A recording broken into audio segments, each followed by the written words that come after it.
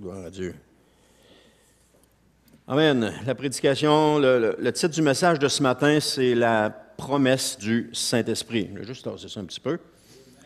La promesse du Saint-Esprit.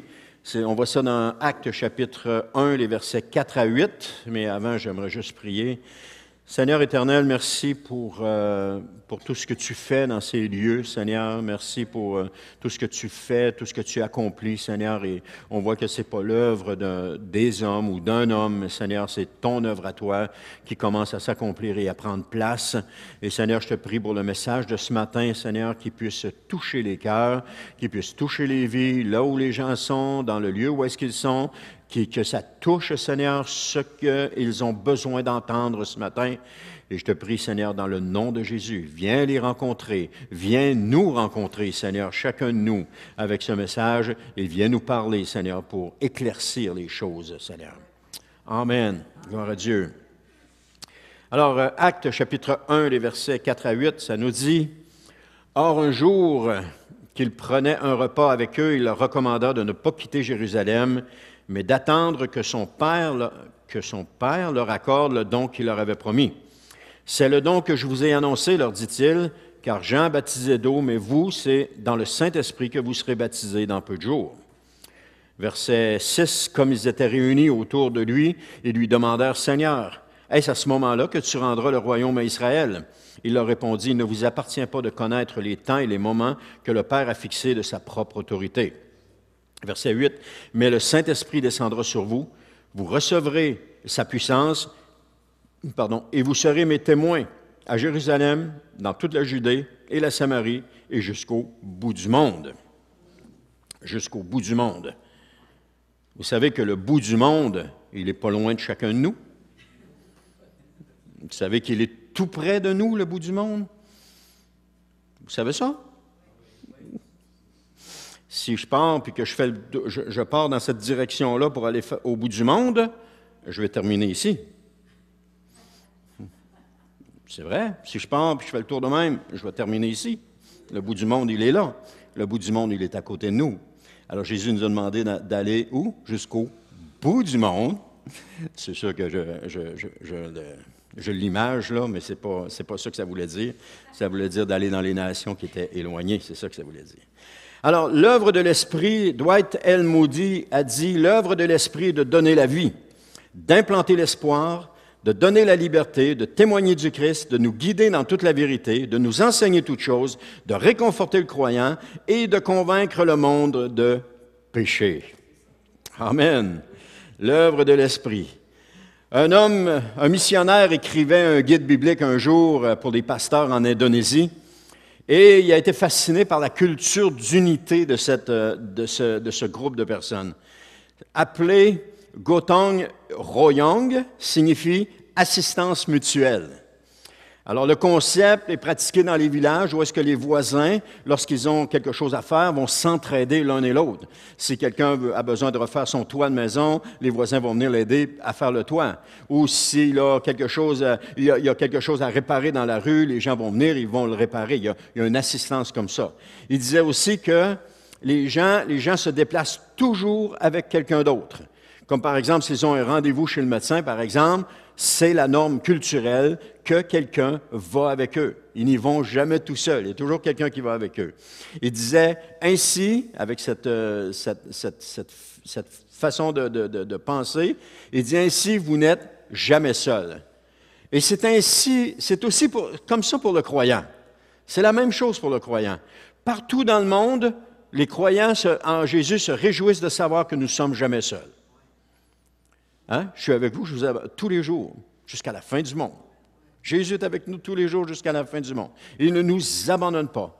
Et par le Saint-Esprit. Alors, notre compagnon constant et pour toujours est le Saint-Esprit. Amen. Il se déplace toujours avec nous. Il nous aide, il nous soutient, il nous donne la force, il nous donne les mots, il nous donne le courage. Et vous pourriez en rajouter sur ce que je viens de dire. Ce n'est pas une liste exhaustive, il y a encore de la place à en mettre. Il est plus qu'un ami fidèle. L'Esprit de Dieu est donné à chaque disciple de Christ qui le demande. Amen. Chaque disciple de Christ. On voit ça dans Luc 11:13, hein?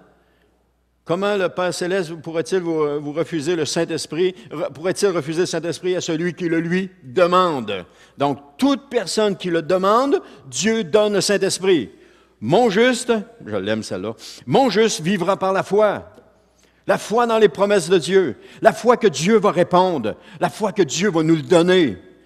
Cette foi-là, c'est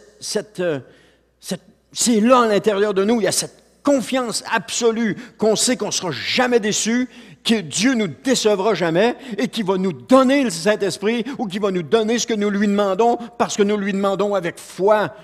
Je me souviens d'avoir fait une prière à un moment donné pour quelqu'un ici dans cette assemblée et ça venait du fond du cœur. Et cette personne-là a reçu ce que j'avais demandé pour elle. Quand tu vois ça, là, wow! Tu dis, Seigneur, tu as répondu à ma prière. Mon juste vivra par la foi. Et on le sait quand c'est juste des paroles légères, et puis, mais quand c'est une prière qui vient du fond du cœur, on le sait aussi. Quand il y a quelque chose qui nous tient à cœur, ou encore quand on veut juste placer plein de mots dans une prière, on le sait aussi. Mais quand ça vient du cœur, et Dieu répond aux prières. Jésus répond aux prières. Il répond à nos prières. Hein? Il répond. Alors, bien plus qu'un ami fidèle, c'est ça, amen. Il est donné par notre Père céleste pour nous aider et être avec nous pour toujours. On voit ça dans Jean 14:16. Le Saint-Esprit est donné pour être avec nous pour toujours. La question du message, c'est, avez-vous reçu le Saint-Esprit quand vous êtes devenu croyant? Ça nous dit ça dans Actes 19:2. Paul pose la question. Avez-vous reçu le Saint-Esprit quand vous êtes devenu croyant? Et ça, la réponse est pour vous. Je vous la laisse. Mais je vous repose la question. Je ne veux pas de réponse. Avez-vous reçu le Saint-Esprit lorsque vous êtes devenu croyant? Parce que c'est une expérience qu'on n'oublie pas. Les gens la vivent de toutes sortes de façons, mais ils ne l'oublient pas et ils savent qu'ils l'ont vécu. Ça, il ne faut jamais oublier ça. Si tu n'es pas sûr, pas sûr de l'avoir eu, demande au Seigneur de te confirmer. Je me souviens d'avoir demandé au Seigneur une fois, j'ai dit, Seigneur, est-ce que je suis vraiment rempli du Saint-Esprit? Et le Seigneur me l'avait confirmé, c'était dans 1 Jean. Il dit, pour vous, vous avez reçu l'onction. Je suis arrivé dans ma lecture et je savais, parce que c'était ma prière que je demandais, Seigneur, est-ce que je suis vraiment rempli du Saint-Esprit? Parce que ça s'était passé des années auparavant, il y avait eu des hauts et des bas dans ma vie, et je me posais la question, Seigneur, est-ce que je suis rempli du Saint-Esprit? Et le Seigneur avait répondu avec ça. Pas convaincu. Je demande encore au Seigneur, Seigneur, suis-tu vraiment rempli du Saint-Esprit? Et il y a un autre passage dans 1 Jean, c'est la lecture du lendemain ou après le surlendemain, j'arrive encore là-dessus. C'est un autre passage qui nous dit que j'ai reçu l'onction. Alors là, il n'y avait plus de doute.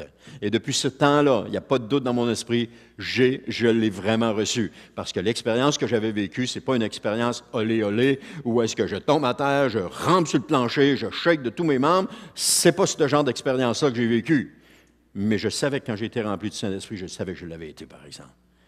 C'était beaucoup plus calme parce que Dieu nous connaît. Hein? Dieu, il connaît chacun de nous. Puis il ne fera pas des choses avec quelqu'un que cette chose-là risquerait de l'enorgueillir, de s'élever au-dessus des autres. Hey, moi, j'ai été rempli du Saint-Esprit. Vous auriez dû voir ça. Je rampais à terre. J'étais plus capable de me contrôler. Je parlais en langue. Ça, je me serais élevé au-dessus des autres. Mais le Seigneur, il connaît ça. Alors que je suis chez nous, ma femme, je ne sais pas si elle est aux études ou à travail cette journée-là, et on a un 2,5, je me souviens encore de la place, j'étais agenouillé au pied du lit, j'étais en train de prier, puis je demande, Seigneur, remplis-moi de ton Saint-Esprit. Et là, j'ai dit, bon, je vais faire un petit somme. Je me couche et je fais un somme, et quand je me réveille, je sais qu'il y a quelque chose qui s'est passé, puis qu'il y a quelque chose de différent en moi. Tout simplement. Je savais à ce moment-là, j'avais cette conviction à ce moment-là, parce que quand je me suis réveillé, j'ai dit, oh, il y a quelque chose de différent. Mais je ne pouvais pas m'enorgueillir. Hey, les gars, je suis en train de faire un somme, puis le Seigneur m'a rempli du Saint-Esprit. Il n'y a personne qui va adhérer à ça, hein? Il n'y a personne qui va sauter. Wouhou! Je savais que j'étais rempli du Saint-Esprit, mais je ne pouvais pas m'enorgueillir parce qu'il ne s'était rien passé. Mais je savais que je l'étais. Et après ça, quand j'ai demandé la confirmation, le Seigneur me l'a confirmé. Puis après ça, les choses ont démontré avec le fil du temps que j'étais véritablement rempli. Alors, mais c'est différent pour chacun. Chacun va l'exprimer d'une façon différente, il va le voir d'une façon différente. Moi, c'est de même. Pour d'autres, c'est différent, puis c'est correct aussi. Donc, le don du Saint-Esprit est bien réel. C'est une promesse qui est faite par Jésus à ses disciples avant de retourner au ciel. Restez dans la ville jusqu'à ce que vous soyez revêtus du Saint-Esprit. Commencez pas à courir partout, commencez pas à vous rendre partout, restez dans la ville jusqu'à ce que vous soyez revêtus du Saint-Esprit. Parce que lorsqu'on est revêtu du Saint-Esprit, il y a l'onction qui est là. On voit Pierre avant d'être revêtu du Saint-Esprit, puis on le voit après. On voit, il délivre un message vraiment qui est rempli de l'onction de Dieu. Ce n'est pas Pierre qui parle, c'est le Saint-Esprit qui parle à travers lui et qui fait ça. La preuve, il y a 3000 personnes qui se convertissent parce que Pierre était meilleur que les autres. Non. Vous savez, ce n'est pas parce qu'un pasteur a une église de 500, 600 ou 1000 personnes qui est meilleur que les autres. Ça n'a aucun rapport. Il y a des pasteurs qui sont remplis du Saint-Esprit puis qui ont des églises de 15, 20 personnes. Ça n'a aucun rapport. Il ne faut pas regarder à la grandeur des choses, il faut regarder au cœur. Et Dieu est dans toutes les œuvres. Amen. Gloire à Dieu. Donc, ce matin, la promesse, ou aujourd'hui, la promesse du Saint-Esprit est aussi pour vous, pour nous, croyants qui vivons les dernières heures de l'Église du Seigneur Jésus. Parce que nous vivons vraiment les dernières heures.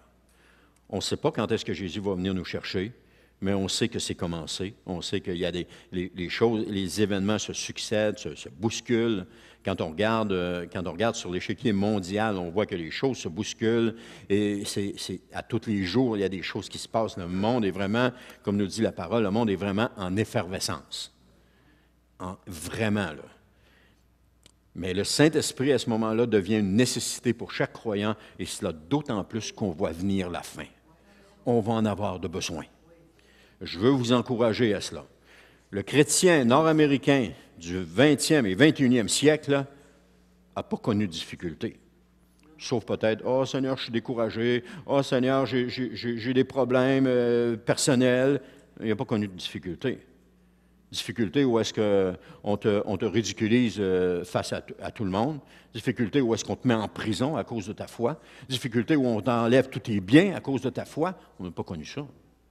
On a eu, comme chrétiens, la vie facile. Et tantôt, ça ne sera plus facile. Ça ne sera plus facile.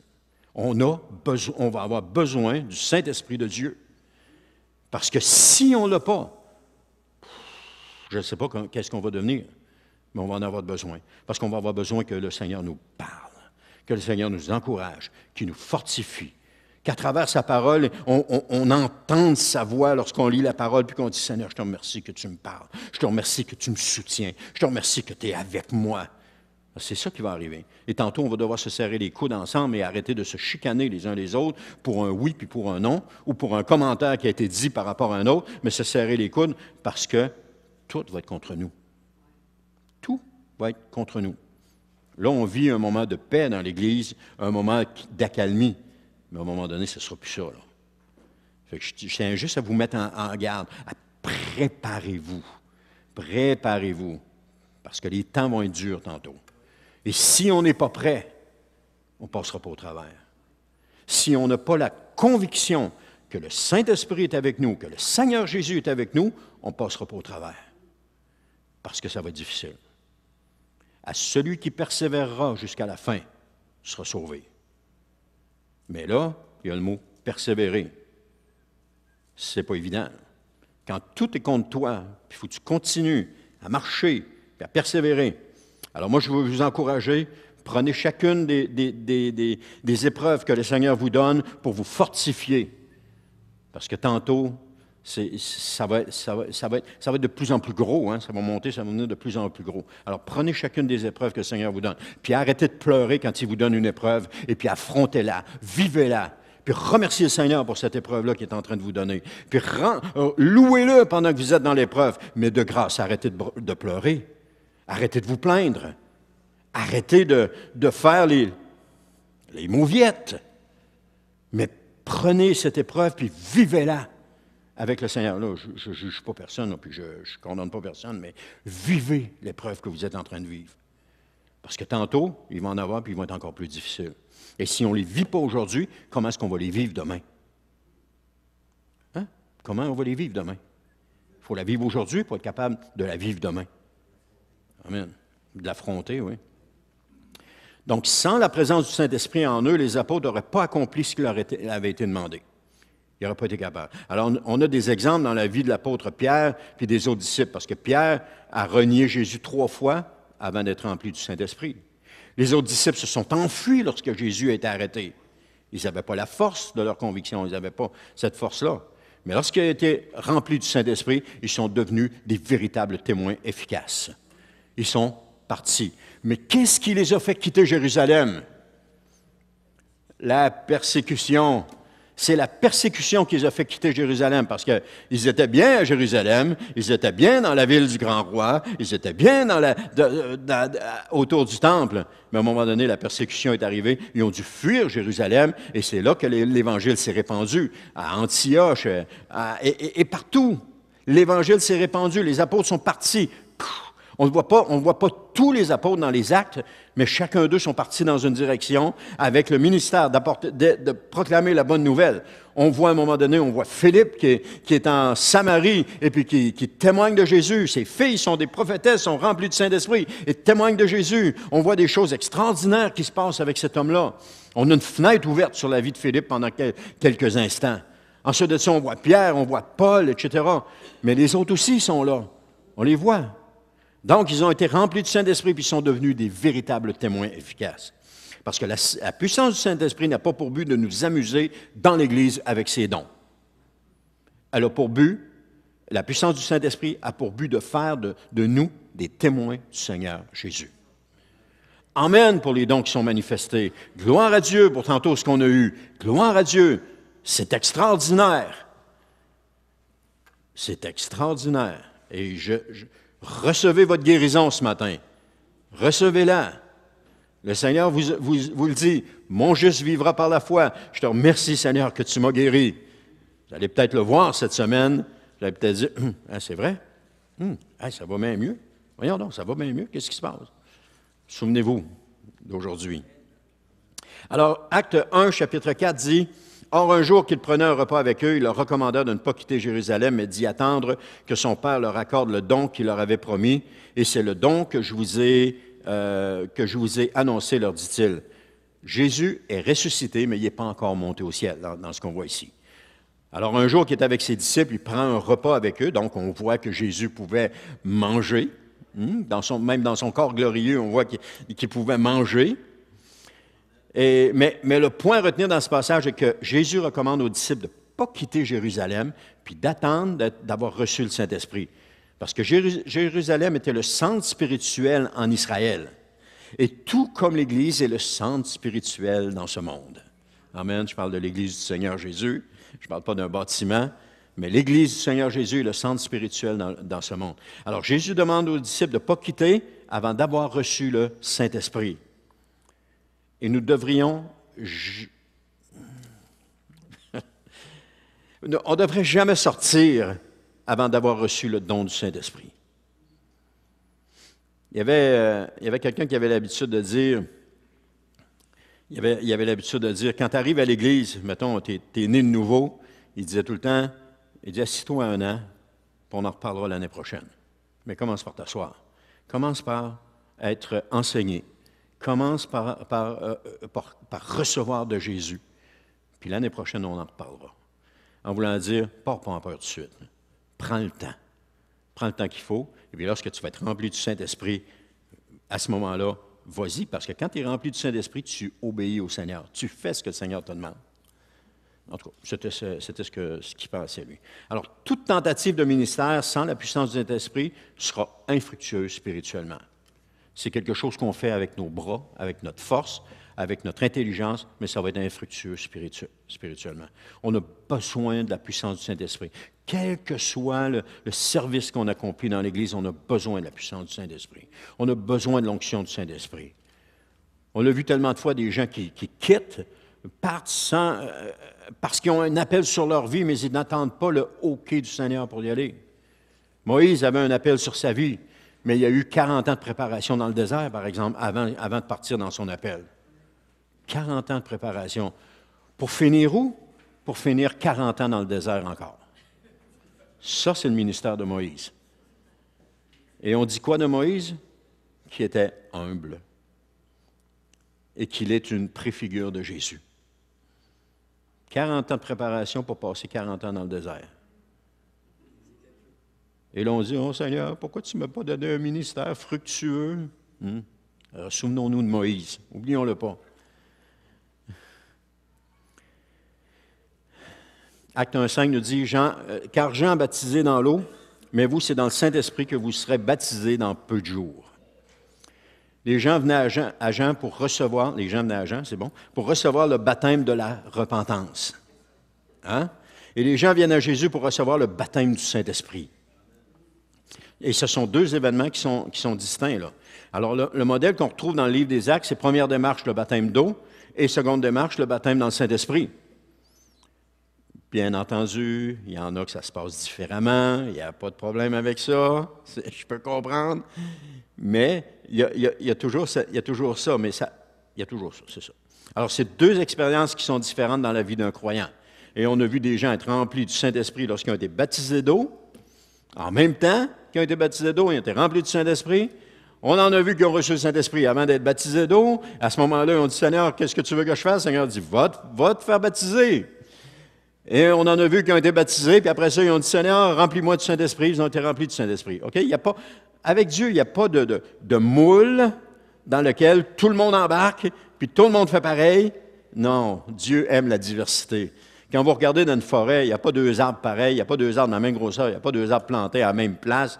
Tout est différent. Et ce qui fait la beauté de la forêt, c'est que tout est différent. Qu'est-ce qui fait la beauté de l'Église du Seigneur Jésus? C'est que nous sommes tous différents, puis qu'on vit tous des expériences différentes. C'est ça qui fait la beauté de l'Église du Seigneur Jésus. Amen. Le baptême d'eau aussi est une décision de notre part de nous unir à Christ. Il démontre notre sérieux dans notre démarche, comme on a vu la semaine dernière avec notre amie Roxane. Et le baptême dans le Saint-Esprit nous donne la puissance d'être des témoins de Christ. Si on veut la puissance d'être des témoins de Christ, on va demander au Seigneur, remplis-moi de ton Saint-Esprit. Et je trouve ça fascinant.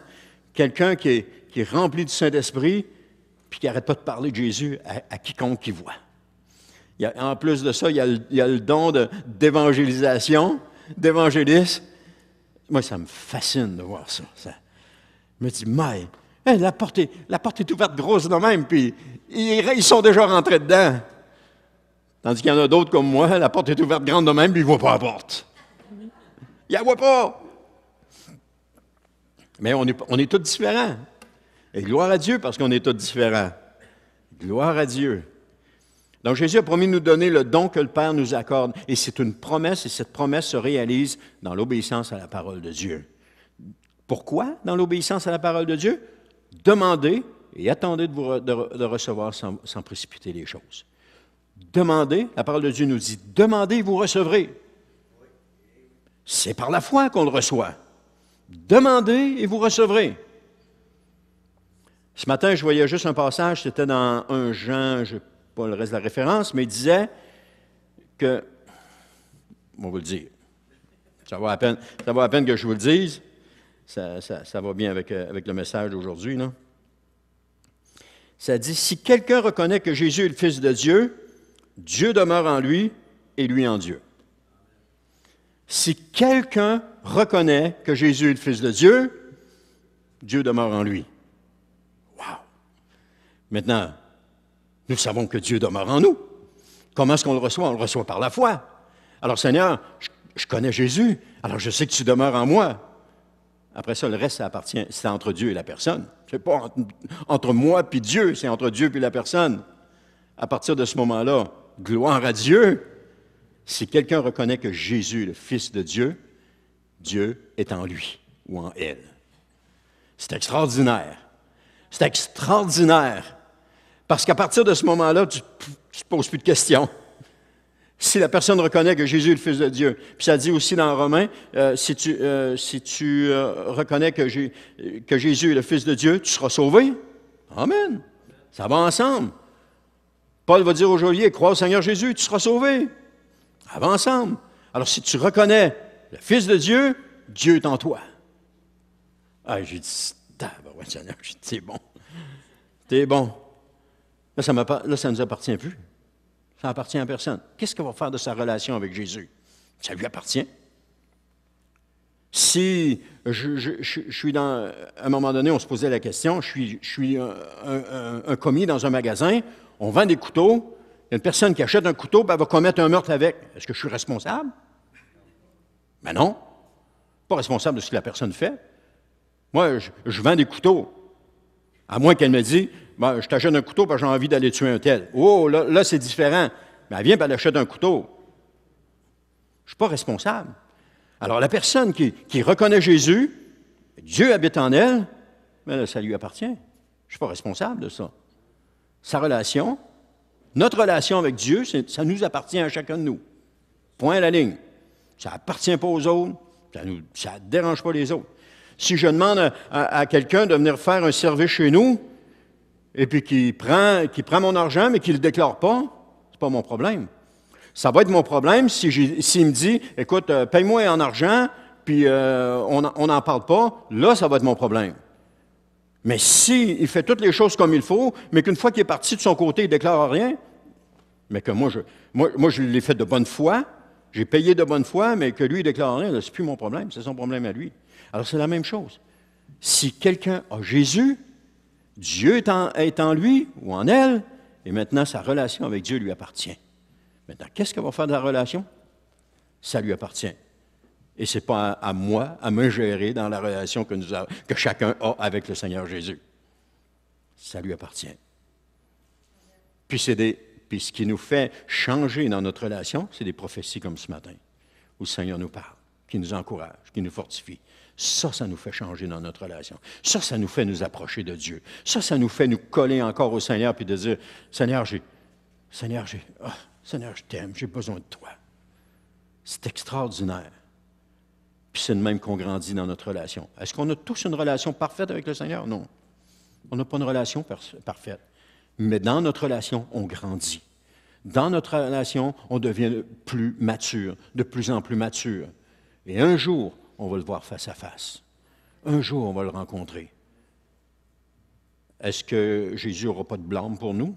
Non. Quand on regarde les 7 églises de l'Apocalypse, Jésus a un blâme à peu près pour chacune. Alors, c'est sûr qu'il y a des choses dans ma vie qui ne sont pas correctes, mais s'il y a des choses dans la vie de tout le monde qui ne sont pas correctes, mais Jésus est là. Amen. Acte 1:6. Comme ils étaient réunis autour de lui, ils lui demandèrent, « Seigneur, est-ce à ce moment-là que tu rendras le royaume à Israël? » Alors que Jésus leur parle des choses célestes, les disciples sont préoccupés par les choses terrestres. C'est ça qu'on voit là-dedans. « Est-ce à ce moment-là que tu rendras le royaume à Israël? » Jésus parle du ciel, puis eux, ils parlent de la terre. Ils ne sont pas encore remplis du Saint-Esprit, hein? Parce que quand ils l'ont été, ils parlaient du ciel. Ils ne parlaient plus de la terre. Ils parlaient du ciel. Parce que Jésus, et ça nous démontre qu'on est encore attaché à la terre. On a encore ce lien-là avec le terrestre, avec le charnel. Effectivement, nous le sommes par notre naissance de sang. On est né d'un père et d'une mère. Il y a tout un débat là-dessus aujourd'hui, mais on est né d'un père et d'une mère. On est né d'une mère et on est encore attaché à la terre.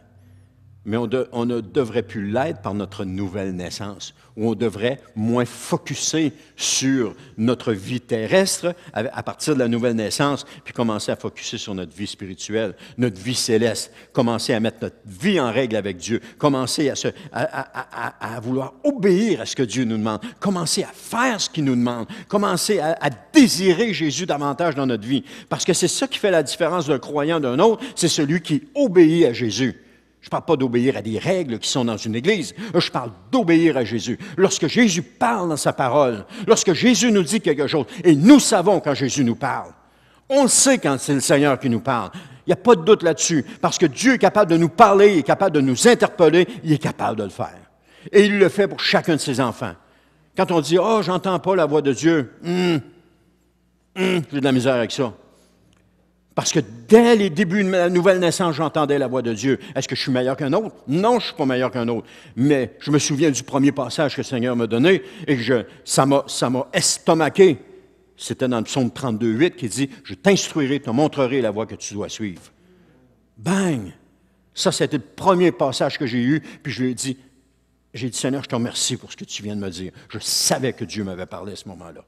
Je savais que c'était pour moi. Et je savais qu'il allait me conduire. J'ai appris, par exemple. Et d'autres moments où je sais quand est-ce que j'ai désobéi. Je n'avais pas besoin de quelqu'un venir me dire « Ah, tu as désobéi, tu n'aurais pas dû faire ça. » Non, non, je le savais quand j'ai désobéi.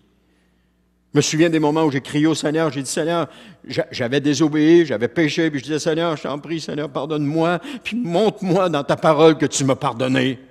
Montre-moi, je t'en prie. » Et là, tout à coup, je suis dans la lecture de la parole. Je veux entendre la parole de Dieu qui me dit que je suis pardonné.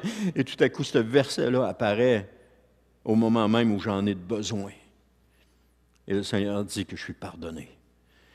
Qu'est-ce que ça fait? Là, ça change la dynamique complètement. Là, tu commences à pleurer, tu commences à crier au Seigneur, puis à lui dire merci, puis à te répandre devant lui, puis en lui disant merci. Et puis là, tu lui promets de ne pas recommencer. Seigneur, hein? Seigneur est bon. Parce qu'on recommence à un moment donné, puis encore la même chose, hein? On recommence, puis mais le Seigneur est tellement gracieux, il est tellement bon, il est tellement merveilleux, il est tellement extraordinaire, il est tellement miséricordieux. Miséricordieux, c'est un grand mot, on a de la misère à comprendre le sens, mais il est gracieux. Il n'y a pas un homme comme le Seigneur, pas un homme. Et ça, comment est-ce qu'on fait pour découvrir ça? Quand on le connaît. Plus qu'on le connaît, plus qu'on désire de lui, plus qu'on veut de lui, plus qu'on le connaît. Ah ben, je continue. Donc, par la nouvelle naissance. On va aller dans Actes 1:7. Il leur répondit, « Il ne vous appartient pas de connaître les temps et les moments que le Père a fixés de sa propre autorité. » Alors, poser des questions à Dieu, c'est légitime. On a le droit de poser des questions. On a le droit d'y demander qu'est-ce qui se passe. On a le droit d'y demander qu'est-ce qu'on est en train de vivre. On a le droit d'y demander s'il est encore là. On a le droit d'y demander ce qu'on a besoin d'y demander.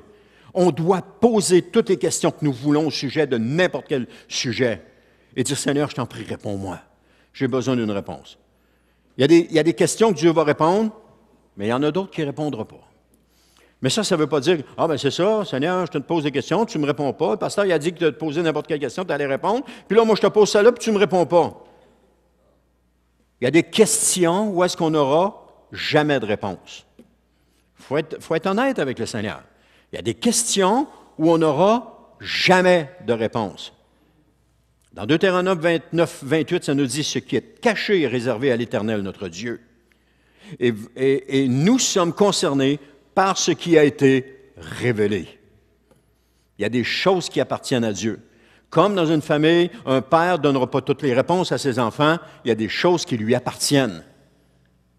Mais qu'un jour, peut-être que l'enfant va comprendre, peut-être qu'un jour il va saisir, mais un jour, lorsque l'enfant va être un père, il va comprendre qu'il y a des choses qui lui appartiennent et que le plus jeune n'a pas besoin d'avoir de réponse là-dessus, même s'il pose la question.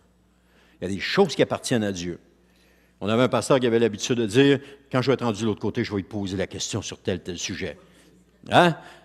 Mais pensez-vous qu'il va avoir envie de poser des questions quand il va voir toute son ancienne vie qui est passée en arrière puis qu'il voit enfin le Seigneur? Non, laisse faire, ça n'a plus d'importance. Je veux juste, Seigneur, te remercier d'être dans ta présence parce que c'était ce que j'avais besoin, Seigneur, d'être dans ta présence. Et puis là, le Seigneur, il dit, viens, mon fils, viens, entre dans la joie de ton maître, dans la joie de ton Seigneur. Viens dans mes bras. Et là, tu imagines la scène, là, tu t'avances, puis là, tu rentres dans les bras du Seigneur pour la première fois, tu peux le toucher. Pour la première fois, tu peux sentir son amour, bien qu'il te dit souvent qu'il t'aimait, mais tu peux sentir cette fois-là encore davantage la réalité de tout cela. Là, ce n'est plus une question de foi, c'est une question de tu le vois face à face et tu le vis. Tu le vis. Mais on peut le vivre aujourd'hui aussi. Des paroles comme notre frère tantôt a données, que Dieu dit, écoute, je t'aime, Wow! On a toujours besoin d'entendre ça. On a toujours besoin d'entendre qu'on est aimé. On a toujours besoin d'entendre que le Seigneur nous aime. On a besoin d'entendre ça. Et ça fait partie de notre vie. Mes frères et sœurs, vous êtes aimés de Dieu. Je me souviens quand j'ai commencé à prêcher ça dans l'église où est-ce que j'étais, plus je le disais que les gens étaient aimés de Dieu, plus je le sentais que j'étais aimé de Dieu. Hein? C'était incroyable. C'était, non, extraordinaire. C'était incroyable parce que je le vivais. Mais plus je le disais, plus je le ressentais que moi, j'étais aimé de Dieu. Je le vivais réellement. Amen. Mais là, je sors du sujet, là. Donc, je disais qu'il y a des questions auxquelles on n'aura jamais de réponse. Hein? Alors, c'est normal, puis c'est bien comme ça.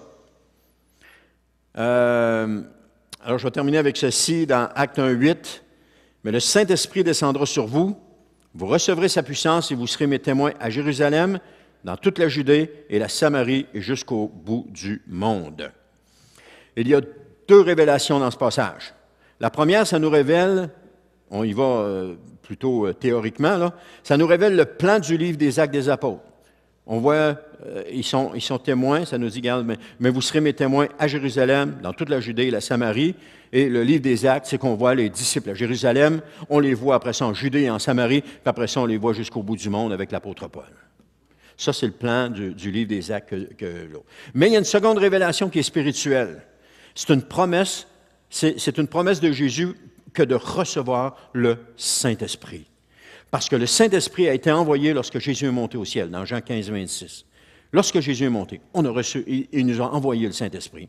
Et aujourd'hui, on peut recevoir le Saint-Esprit. On peut le recevoir en le demandant. Et le but de recevoir le Saint-Esprit, c'est de nous donner la puissance d'être des témoins pour le Seigneur Jésus. D'avoir cette puissance-là. Être des témoins partout où est-ce qu'on va. Et si on est des témoins remplis du Saint-Esprit, bien alors on va voir des miracles se produire avec nous. Est-ce qu'on va se glorifier de cela? Non. Parce qu'on est seulement un canal. On est seulement le canal que Dieu se sert pour toucher les cœurs. Ce matin, les prophéties qu'on a eues, vous étiez des canaux pour toucher les gens. Le Saint-Esprit est passé à travers vous, à travers cette prophétie-là pour toucher les gens. Vous étiez un canal à ce moment-là. Désolé de vous dire ça, mais vous n'avez aucun mérite. Amen. C'est vrai. Parce que c'est Dieu, c'est le Saint-Esprit qui a passé à travers pour toucher les gens. Et gloire à Dieu. À cause de votre obéissance, il y a des gens qui ont reçu ce matin. À cause de votre obéissance au Seigneur, il y a des gens qui ont été touchés ce matin. Il y a des gens qui ont reçu et qui vont repartir d'ici différents de quand ils sont rentrés. Qui sont repartir d'ici avec la confiance que Jésus est avec eux, que Jésus les aime, que Jésus leur a parlé ce matin, que Jésus les a encouragés, que Jésus les a fortifiés, que Jésus, encore une fois, les a aidés à passer au travers de ce qu'ils étaient en train de vivre. Ils vont repartir différents de ce qu'ils sont rentrés. Et ça, c'est la plus belle chose qu'on peut voir. Bien, c'est une des belles choses qu'on peut voir. Il y en a bien d'autres qu'on peut voir. Mais c'est qu'on vient à l'Église, pourquoi? Pour recevoir. Je parle du bâtiment, là. Parce que quand on parle d'Église, les gens, « Oh, tu parles-tu du bâtiment? Parles-tu d'ici? » Il faut le spécifier. Je parle du bâtiment. Lorsqu'on vient à l'Église, on reçoit. C'est normal. Pourquoi est-ce qu'on reçoit? Parce qu'on se réunit. On se réunit ensemble pour adorer le Seigneur. Et ça fait plaisir au Seigneur. Quand il voit ses enfants réunis ensemble pour le louer et l'adorer, Dieu répond. Dieu répond. Dieu répond. Amen. Gloire à Dieu. Et il va répondre. On doit tellement en dire, là, mais... Amen. Maintenant, le Saint-Esprit est donné aux croyants dans l'obéissance. Encore une fois, je parle de l'obéissance à sa parole. Parce que lorsque le Seigneur dit attends un petit peu. Je vais continuer mon texte, je vais y arriver tantôt. Alors, les dons reçus s'exercent dans l'Église auprès des croyants. Amen. Mais ils s'exercent aussi dans ce monde auprès des non-croyants. Amen. Qu'importe où est-ce qu'on est, lorsqu'on est rempli du Saint-Esprit, on a les dons, le Saint-Esprit peut manifester les dons à travers nous, que ce soit avec quelqu'un qu'on connaît ou quoi que ce soit, qu'on prie pour cette personne-là, le Saint-Esprit peut se servir de nous comme d'un canal pour toucher cette personne-là. Tantôt, il y a des gens qui vont être touchés. parce qu'on parle d'un réveil mondial. Il va falloir qu'il y ait des gens qui soient touchés. Alors, c'est comment est-ce qu'ils vont être touchés? Ils vont être touchés par des chrétiens qui vont être entrés en relation avec eux autres. Des chrétiens qui vont leur avoir parlé de Jésus, des chrétiens qui vont leur avoir qui vont leur avoir témoigné de leur expérience avec le Seigneur. Et là, ces gens-là vont être touchés. Ces gens-là vont dire, mais j'en veux plus, parce qu'il va y avoir une faim, une soif de Dieu qui va être dans leur cœur, que Dieu va avoir mis dans leur cœur. Ils vont dire, on en veut plus. Quand on m'a parlé du Seigneur Jésus la première fois, j'ai mis pas la personne qui me parlait à l'épreuve, j'ai mis le Seigneur à l'épreuve. Le premier soir, quand je me suis couché, j'ai dit, Seigneur, si tu existes, fais telle chose. Et c'était une demande de quelqu'un qui venait d'entendre parler que Jésus pouvait faire quelque chose dans sa vie. C'était pas une demande de quelqu'un qui disait, ouais, montre-moi-le que tu existes. Puis, non, c'est Seigneur, si tu existes vraiment, montre-moi-le. Parce que tout ce qu'il avait dit, ça faisait du sens. Mais c'est-tu vrai, tout ce qu'il a dit? Et le lendemain matin, j'avais ma réponse. Et ma réflexion, je me souviens, c'était, waouh, ça marche. Ça a été ça. Tout de suite, j'ai pensé, waouh, ça marche. Qu'est-ce que j'ai fait le lendemain soir? J'ai repris encore la même chose. Mais là, le Seigneur n'avait plus besoin de répondre parce qu'il m'avait montré qu'il existait. Il me l'avait dit, il me l'avait montré qu'il existait. Alors, à partir de là, on a commencé, là, ça a changé la dynamique avec le Seigneur. Là, on a commencé à plus s'écouter parce que la personne qu'on avait rencontrée, il est revenu nous voir, puis il nous a encore parlé du Seigneur, puis il dit, attends, je vais vous donner des versets. Puis là, on a commencé à lire la Bible à ce moment-là. Après ça, il nous invite à une épluchette de blé d'Inde, et dans cette épluchette de blé d'Inde-là, il y en a un qui nous fait son témoignage à Anne et à moi, et puis il dit, voulez-vous accepter le Seigneur? Ce qu'on a fait, on a dit oui, on va accepter le Seigneur. Parce qu'on était tellement touchés de voir que Dieu avait changé cette personne-là, alors que nous, on était dans des difficultés à ce moment-là, on était dans une situation financière assez précaire, et puis lui, il nous dit que le Seigneur est venu puis qu'il a changé sa vie. On dit, ben oui, on veut le Seigneur Jésus. Et quand on a prié, on s'est pris les mains, on a fermé nos yeux, et puis quand on est retourné à l'auto, Anne a dit, t'avais-tu l'impression de flotter? J'ai dit, oui, j'avais cette impression-là de flotter. Ben, dis-moi aussi. On avait l'impression là, qu'on ne portait plus à terre. On avait les yeux fermés. L'autre, il priait, puis il nous demandait de répéter après lui. On avait les yeux fermés, puis on avait l'impression qu'on ne portait plus à terre. C'est vraiment, là, puis elle a vécu la même chose que moi. C'était extraordinaire. La présence de Dieu était là, dans un témoignage bien simple d'un gars qui nous fait, puis qui nous demande après si on veut accepter le Seigneur. Un gars rempli du Saint-Esprit, puis qui témoigne de Christ. Aujourd'hui, qu'est-ce qui est devenu ce gars-là? Je ne sais pas. Je ne l'ai jamais revu. C'est peut-être un ange. Hein? Quand tu vois quelqu'un une fois, tu ne le vois plus, tu dis c'est un ange. Non, c'est pas ça, mais...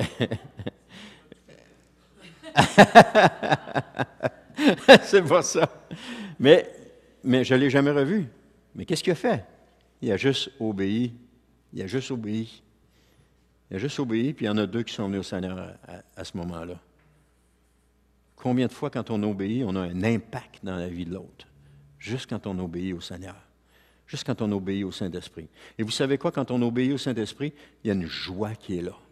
Il y a une joie qui nous prend, là, puis t'es tellement content d'avoir obéi au Seigneur, là. Je ne sais pas si vous l'avez vécu quand cette joie-là est là, d'avoir obéi au Seigneur, puis de ne pas avoir l'impression d'être tout le temps dans une situation où tu ne fais pas ce que Dieu veut, puis là, tu es malheureux à l'intérieur de toi, puis tu te dis, « Ah non, j'ai encore désobéi, j'aurais pas dû. » Mais quand tu obéis, la joie qui t'inonde, et là, la joie, c'est comme la femme qui accouche. Lorsqu'elle a le bébé dans ses bras, toutes les douleurs qu'elle a subies auparavant, les heures de souffrance, c'est tout oublié. C'est juste le bébé qui compte, elle l'a dans ses bras pour la première fois, elle le tient dans ses mains, elle le prend, puis elle le chérit, puis elle colle sur elle. Cet enfant-là qui est sorti d'elle, ça fait 9 mois qu'elle attend ça. Tout ça est oublié, tellement la joie est grande. C'est ça que la parole de Dieu nous dit. Et c'est la même chose. Lorsqu'on obéit, tellement la joie est grande. Mais des fois, ça nous fait peur. Je me souviens des fois où le Seigneur me demandait de faire quelque chose, puis là, j'avais toutes sortes de scénarios dans la tête. Tu sais, je vais faire ça de même, je vais faire ça de même, je vais dire ça de même. Pourquoi? Parce que j'avais peur. J'avais juste peur. Mais à partir du moment où je disais, « OK, Seigneur, je vais le faire. » Mais c'est extraordinaire. Parce que là, il se passe quelque chose. Parce que quand le Seigneur nous demande quelque chose, c'est qu'il va toucher quelqu'un à travers nous, puis il se passe quelque chose. Ça, c'est la plus belle chose qu'on peut vivre. La plus belle chose. Là, je suis sorti de mon texte. Amen. Alors, un chrétien rempli du Saint-Esprit est un témoin partout où il va. Hein? C'est un peu ce que je disais. Alors, ne jugeons pas les autres sur les apparences, ne jugeons pas les autres selon nos croyances à nous, parce que nous sommes entre les mains du Seigneur et les autres sont aussi entre les mains du Seigneur. Alors, comment est-ce que Dieu travaille à travers eux? C'est différent de comment il travaille à travers moi, parce que notre dynamique de relation avec le Seigneur est différente les uns des autres. Elle est complètement différente. Il y a des gens qui sont plus dociles, qui vont plus coopératifs de nature et qui vont coller avec le Seigneur Jésus puis qui vont coopérer. Il y en a d'autres qui sont plus rebelles puis qui sont moins coopératifs. C'est comme ça. On a des caractères différents. Mais savez-vous quelque chose? Le Seigneur sait comment nous prendre. Il sait comment nous prendre. À un moment donné, je disais, Seigneur,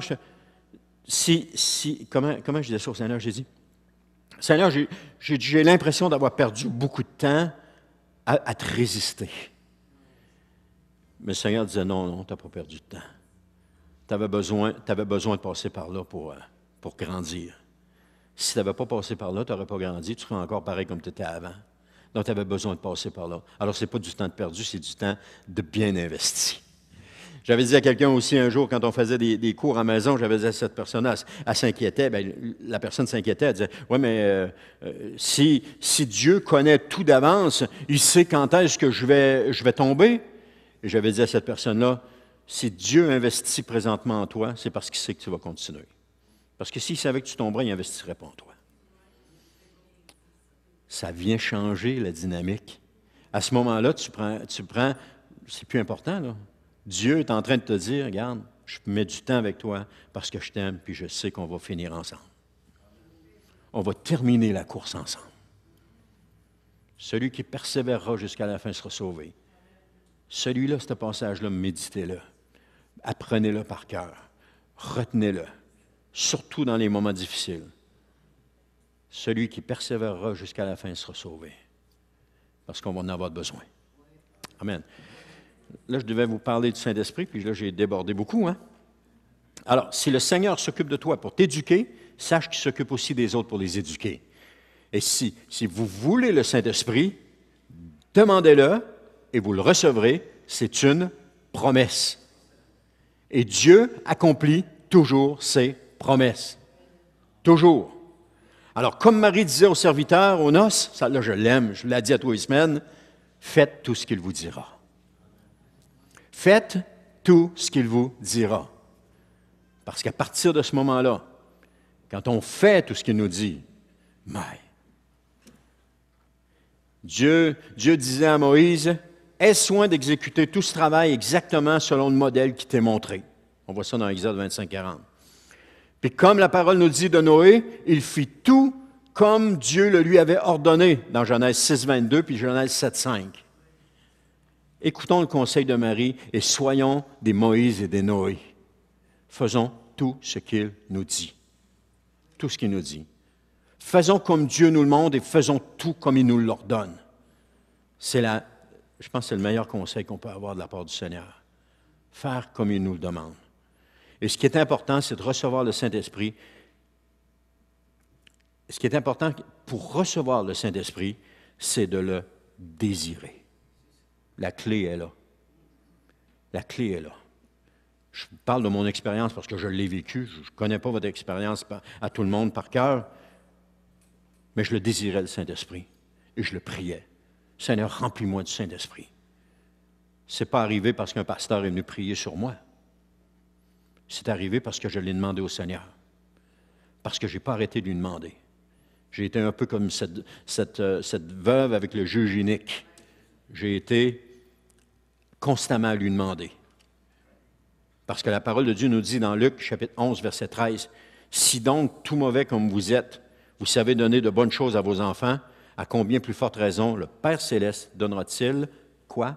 Le Saint-Esprit. À qui? À ceux qui, quoi? Le lui demandent. Alors, vous voulez le Saint-Esprit? Demandez-le. Désirez-le. Souhaitez-le. Désirez le Saint-Esprit. Demandez le Saint-Esprit. Et recevez le Saint-Esprit. Recevez-le. Parce que ce désir doit naître dans notre cœur. Pas un soir, quand quelqu'un fait un appel, ou un matin, quand quelqu'un fait un appel, qui veut recevoir le Saint-Esprit, on s'avance, on dit, oh oui, moi je le voudrais. Il faut que ça vienne, parce que cette fois-là, la prière, cette fois-là, est seulement la réponse à notre désir, à notre prière, qui ça fait des jours, des semaines, des mois que nous demandons. Parce qu'il y a des gens, ça a pris des mois avant d'être remplis du Saint-Esprit. Il y en a d'autres, ça a pris des jours, il y en a d'autres, ça a pris des semaines. C'est différent pour chacun. Mais ce moment-là est seulement la réalisation de notre prière, la réponse à notre prière qu'on demande au Seigneur. Seulement ça. Alors moi, le point aujourd'hui, là, c'est commencer à le demander. Si vous n'êtes pas rempli du Saint-Esprit, commencez à le demander maintenant. Seigneur, remplis-moi de ton Saint-Esprit. Remplis-moi. Ça ne va pas au mérite. Je peux vous dire, ça ne va pas au mérite. Parce que lorsque vous allez être rempli du Saint-Esprit, votre vie va changer à 180 degrés. Ce que vous étiez, ça ne sera plus pareil, ça va être complètement différent. Pourquoi? Parce que le Saint-Esprit fait une œuvre en nous. Mais commencez à le demander. Commencez à le souhaiter. Commencez à le désirer. Commencez à dire, Seigneur, remplis-moi de ton Saint-Esprit. Puis lâchez pas. Lâchez pas. Continuez. Mon juste vivra par la foi. Et Dieu répond toujours aux prières. Dieu répond aux prières. Puis Dieu nous donne toujours ce que le Saint-Esprit. Il va nous donner le Saint-Esprit. C'est ça qu'on a vu dans Luc. Il va nous donner le Saint-Esprit si on lui demande. Seigneur, tu dis dans ta parole que tu donnes le Saint-Esprit à celui qui demande. Seigneur, je te demande le Saint-Esprit. Lâchez pas, jour après jour, après jour, après jour, lâchez pas, à toutes les fois que la pensée vous vient, Seigneur, remplis-moi de ton Saint-Esprit, Seigneur, donne-moi ton Saint-Esprit. On continue nos affaires, la pensée vient, Seigneur, remplis-moi de ton Saint-Esprit. Je t'en prie, Seigneur, remplis-moi de ton Saint-Esprit. Et à un moment donné, qu'est-ce qui va se passer? Bang, vous allez être frappé. Frappé par le Saint-Esprit, pas par un troc, par le Saint-Esprit. Et vous allez recevoir, ce jour-là, quand quelqu'un va prier sur vous pour l'effusion du Saint-Esprit, ça sera la réponse à votre prière que vous aurez eue à ce moment-là. Mais si vous ne le désirez pas, pensez-vous qu'un père donne des cadeaux à ses enfants s'il ne désire pas? Mais le jeune qui dit, Père, j'aimerais ça avoir un vélo. Père, j'aimerais ça avoir un vélo. Il n'y en a pas. J'aimerais ça avoir un vélo. Qu'est-ce que son père fait à un moment donné? Il va puis lui achète un vélo. Mais s'il n'en désire pas de vélo, puis qu'il y achète un vélo, oui, mais il n'en désire pas. Ça ne sert à rien, il va rester là, il ne s'en servira pas. Mais s'il le désire, puis qu'il montre qu'il le désire, puis qu'il n'arrête pas de demander à son père, Père, j'aimerais ça avoir un vélo, qu'importe le vélo que son père va acheter, il va être tellement content. Mon premier vélo que j'ai eu, c'est un 26 pouces de fille. Des grosses roues. J'étais en 3e année. Mon père nous avait ramassé 2 vélos de filles. Il avait payé ça 20$ pour les 2. Je pense à l'époque, c'était fin des années 60. Et puis j'avais un vélo de filles, il était bleu. Je m'en souviens, il était bleu. Je m'en souviens. Puis la pédale, elle échappait aussi de temps en temps. Et puis quand je suis venu pour partir une fois, la pédale a échappé. Puis j'étais arrivé de Vinéou sur la barre. Je m'en souviens de mon vélo de filles. Je ne l'ai pas oublié, mon vélo de filles. Mais j'avais un vélo. J'en voulais un, j'avais un vélo parce que mon précédent, c'était un bicycle à 3 roues que j'avais. Et je suis rendu en 3e année, je n'ai pas de vélo, mais Père, je veux un vélo. Hey, quand il est arrivé avec ça, écoute, on était fous raides. On avait nos vélos, on était-tu contents? Mais si je ne les avais pas demandés, il n'y aurait pas jamais acheté de vélo. Je serais peut-être encore assis sur mon bicycle à 3 roues. Il était gros, il avait des grosses roues, là. Il y avait une grosse roue en avant. C'était pas un petit. Mais c'est juste pour dire, si on le demande. Alors, aujourd'hui, le message, c'est demandez-le. Désirez-le. Souhaitez-le. Importunez Dieu avec votre demande. C'est pas compliqué. Importunez Dieu. Importuner, ça veut dire quoi? Je l'ai ici, là. Vous allez voir, c'est un petit peu. Importuner, c'est... Attends un petit peu. Ah, je ne le retrouve pas. Bref, importuner, ça signifie insupportable par sa continuité, sa fréquence incessante. Tu deviens insupportable. Et Dieu va dire, OK, c'est correct, arrête de le demander, je te le donne, là. C'est ça le point ce matin. Demandez-le. Devenez insupportable auprès de Dieu. Parce que Dieu veut le donner, le Saint-Esprit. Mais il faut juste le demander.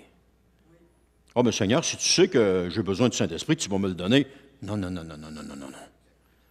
Souhaitez-le, désirez-le, faites-en le sujet de votre prière. Demandez au Seigneur. Et à un moment donné, vous allez l'être. Je ne sais pas comment, je ne sais pas quand, je ne sais pas où, mais à un moment donné, vous allez l'être. Et quand vous allez être rempli du Saint-Esprit, là, vous allez savoir que vous êtes rempli du Saint-Esprit. Parce qu'il va y avoir une différence dans votre vie. Tu ne peux pas savoir que si tu es rempli du Saint-Esprit si tu ne l'es pas. Mais quand tu l'es, tu sais que tu l'es. Mais quand tu ne l'es pas, tu ne sais pas que tu ne l'es pas. Vous me suivez? Oui. Parce que quand tu l'es, il y a un changement qui se produit en toi. Tu sais que tu l'es. Quand les années passent, un peu comme j'ai compté au début, quand les années passent, à un moment donné, on vient qu'à douter. C'est normal. Jean-Baptiste doutait de Jésus. Hein, il a envoyé ses gens dire allez demander si c'est lui ou bien non, si on doit en attendre un autre. Pourtant, Dieu avait dit à Jean-Baptiste celui qui va venir, il dit tu vas voir la colombe descendre sur lui. Et puis, hein? Jean-Baptiste, il a vu ça de ses yeux, puis pourtant, il se met à douter. Alors, un jour, vous pouvez être rempli du Saint-Esprit, vous pouvez commencer à douter. Demandez au Seigneur qu'il vous le montre. Il va vous le montrer. Seigneur, je suis vraiment rempli du Saint-Esprit. Après des années que vous l'êtes, ça peut arriver qu'on se mette à douter. Seigneur va vous le montrer si vous êtes rempli ou non du Saint-Esprit. Et s'il vous le montre, Amen, Alléluia. Mais demandez-le. Soyez importunés Dieu avec ça. Priez avec insistance comme la veuve et le juge inique. Amen. Et dans ce même passage, c'est dans Luc 18, il termine en disant « Seulement lorsque le Fils de l'homme viendra, trouvera-t-il encore la foi sur la terre? » Et va-t-il encore trouver des gens qui demandent au Seigneur? Et va-t-il encore trouver des gens qui ont confiance en lui et qui disent « Seigneur, je te prie, je veux ça. Seigneur, je te prie que tu sauves telle personne. Je te prie, Seigneur, que tu guérisses telle personne. Je te prie que tu relèves telle personne. Seigneur, je te prie que tu me remplisses. Il y a encore cette foi où est-ce qu'on demande au Seigneur. Il y a encore cette foi où est-ce qu'on s'attend encore que Dieu va répondre. Il y a encore cette foi où est-ce qu'on va voir les promesses de Dieu s'accomplir dans notre vie. Il y a encore cette foi en Dieu. Il dit, quand je vais revenir, je vais-tu encore trouver cette foi-là? En tout cas, oui, Seigneur, tu vas la trouver. Parce qu'on veut ça. On le veut. Alors, amen. J'achève, là. Alors, la version juive du Nouveau Testament va dire « Trouvera-t-il cette foi sur la terre? » La foi de qui? La foi de la veuve qui importune le juge unique. Il dit « Trouvera-t-il cette foi sur la terre? » Et vas-tu encore nous trouver en train d'importuner Dieu? En train de lui demander avec force? Parce qu'une foi qui croit qu'elle va recevoir de Dieu, une foi qui ne doute pas et qui est confiante, une foi qui espère dans les promesses de Dieu, une foi qui croit les promesses de Dieu. Et ce type de foi nous est démontré par la guérison de la femme avec la perte de sang. C'est seulement je peux toucher son vêtement, je vais être guéri. Il y a une détermination qui est là. Elle a entendu parler de Jésus, elle a entendu des miracles qu'il fait, mais elle a dit, j'ai pas besoin de lui demander, j'ai juste besoin de toucher son vêtement puis je vais être guéri. Une foi qui est déterminée. Ou encore la guérison du serviteur d'un officier romain qui ne voulait pas que Jésus vienne chez lui. Il dit, Seigneur, je ne suis pas digne de te recevoir, mais dis seulement une parole, puis mon serviteur va être guéri. Le Seigneur dit, vas-y, ton serviteur, il est guéri. Cette foi qui s'attend à Dieu, qui croit à Dieu, le serviteur, il n'a pas dit, oh, mais t'es sûr que tu l'as guéri? Avant de partir, t'es sûr qu'il est guéri parce que je ne voudrais pas partir s'il n'est pas guéri? Non, il croyait la parole de Jésus. Il a cru quand Jésus lui a dit ça. Et là, il est parti. Et qu'est-ce qui s'est passé? Les gens qui remontent pour venir lui dire, « Hey, arrête d'importuner, il est guéri, ton serviteur. Il a été guéri. C'est plus nécessaire d'y demander. » Il dit, « À quelle heure ça s'est passé? » Mais il dit, « Vers telle heure. » Oh, c'est quand Jésus me l'a dit. 3 heures, hein? Ou la guérison de l'homme à la piscine de Bethesda, pardon. Le Seigneur dit, il lui demande qu'est-ce que tu veux. Il dit, je voudrais être guéri, mais à toutes les fois que je me présente dans la piscine, quand l'eau est agitée, il y en a un autre qui saute avant moi, je n'ai même pas le temps d'y aller. Il y a tout le temps un qui profite de l'eau brouillée avant moi. Alors, le Seigneur lui demande juste de prendre son lit, puis de se lever, puis de marcher. Cet homme-là a cru les paroles de Jésus. Il y a aussi les aveugles, les boiteux, les paralysés, les lépreux. Le paralytique dont ses amis l'ont pris. Ah, on connaît quelqu'un qui va t'arranger ça. Il arrive pour rentrer dans la maison, ça ne marche pas. L'autre, il dit, hey, on fait le tour par en arrière, on monte en haut sur le toit, puis hey, on va l'ouvrir, le toit, on va le descendre en avant. Tu vas voir qu'il va être Jésus. Cette foi qui est déterminée, cette foi qui veut voir le meilleur pour quelqu'un. Parce qu'il savait que Jésus allait répondre à leurs prières. Parce que Jésus répond aux prières de foi déterminée, de foi qui désire.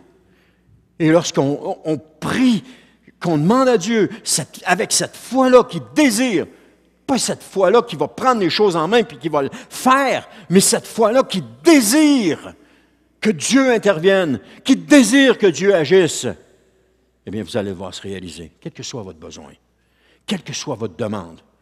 Si vous importunez le Maître, il va répondre à votre prière. Parce que c'est son désir de répondre à notre prière.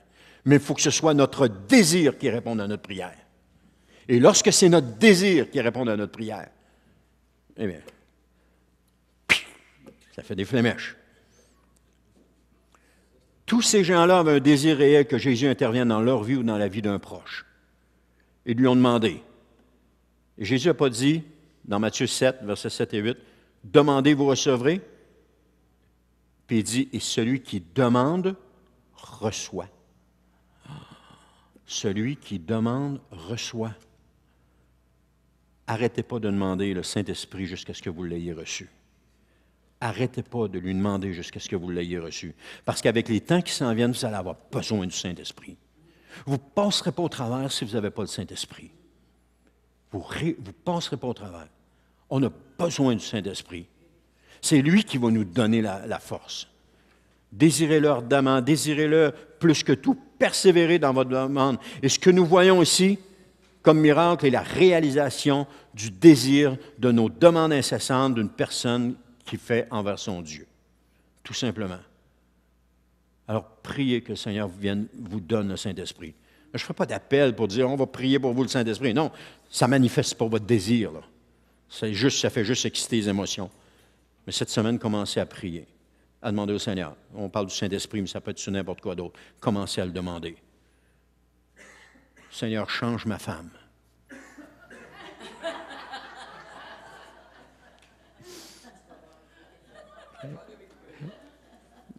La réponse du Seigneur, c'est « Pauvre Denis, j'ai bien essayé, mais moi-même, je ne suis pas capable. » Non, je fais des blagues, mais demandez-le et vous allez voir.